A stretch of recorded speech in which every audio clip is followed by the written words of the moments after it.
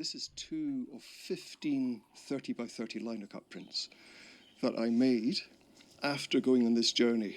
It was a kind of Wildwood journey, a pilgrimage to Glenfeshie is what it was.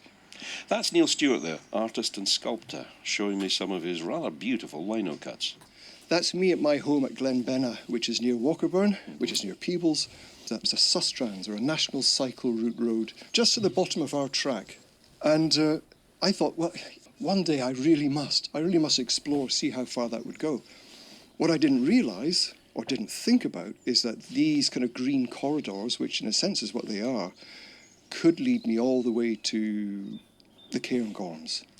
I'm Mark Stephen, and in this edition of Scotland Outdoors, Neil shares thoughts and memories from his Wildwood journey, which he undertook by bike in 2020. Now, it's the kind of thing I think most of us could do. It's not excessively long or extravagant, but it's clear that the results for him, including artworks and audio recordings, have been very powerful, and hopefully for you too.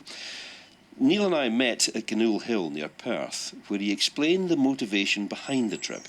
It wasn't like a kind of thought-out thing. It was more a kind of yearning to sleep deeply in a quiet place surrounded by birdsong, in that kind of protected nest-like space that you can get, you know, away from work, away from the clamour of ordinary life, and just a chance to rejuvenate. And so I think that's why I took myself to Glenfeshie.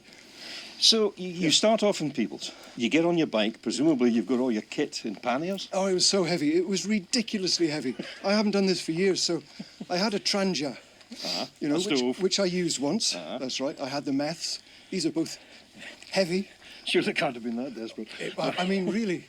And I brought with me some batteries because I was worried that I had a machine not dissimilar to the one that you have for recording. I was worried that I'd run out of power. They're very heavy things, batteries. I had lots of cans as well. Almost none of these things did I use throughout the journey. So you live and you learn. It was a hybrid bike.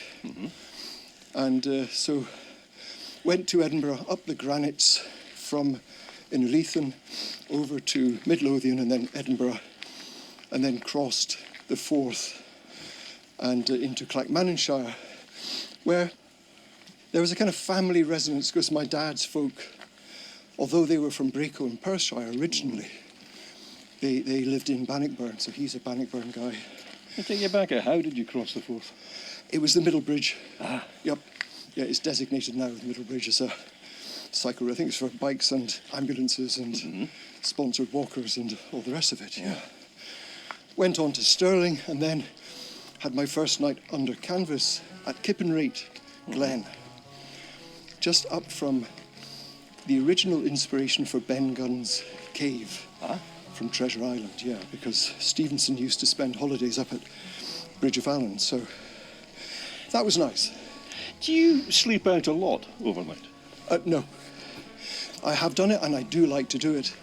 I think it was, Nan Shepherd wrote this incredible book. The Living Mountain. Yeah. And she describes in it so beautifully what it is like to fall asleep on a bare mountain. And that sense of feeling embraced by the mountain and this kind of soporific awakening again into nature. And so I have done it a few times, but not in this kind of consistent immersing yourself in that element for 10 days. And how did your days progress? I mean, was it just a case of get on the bike and cycle? It was exactly that. It was slowly covering 30 miles a day, really not being in any hurry. I had a guitar with me as well because I play the guitar, classical guitar, because one of the notions was not just to record sound effects, but to record pieces as they developed and then to kind of build from them after the journey. So hang on, so basically you're capturing images in terms of the lino cuts. Yes. You are also trying to create pieces of music attached to the journey. Yes. You're writing about the journey. It's seriously multimedia. It's a bit multimedia. Which is great. Oh, I mean, the whole thing felt very immersive in that kind of multimedia sense. But what I discovered, of course, is that while you may say, right, okay, I'm going to stop at 4 p.m, get off the bike, I'm going to make myself a lovely porridge and wild blaeberry dessert or whatever, then I'm going to go pottering around, sketching, composing something, you forget that midges exist Yes. and that you're knackered and you've got to put the tent up and then take it down the following day. One of your lino cuts is actually you sitting there in the midgie hood with a hat and what have you, and It is. yeah, it's serious. It's a serious handicap. It certainly is. Although these are very good. You know, the hats that have the Yes, draped net over them. It worked very well, I must admit.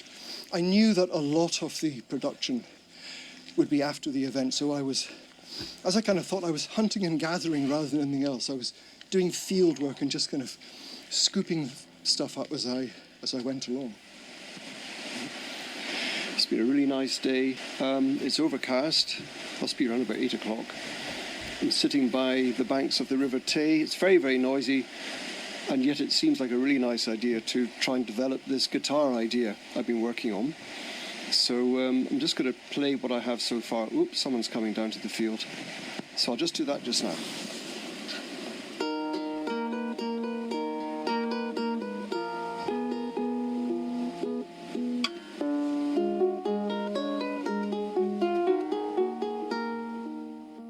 This fascinates me because it's so analogous to what we do.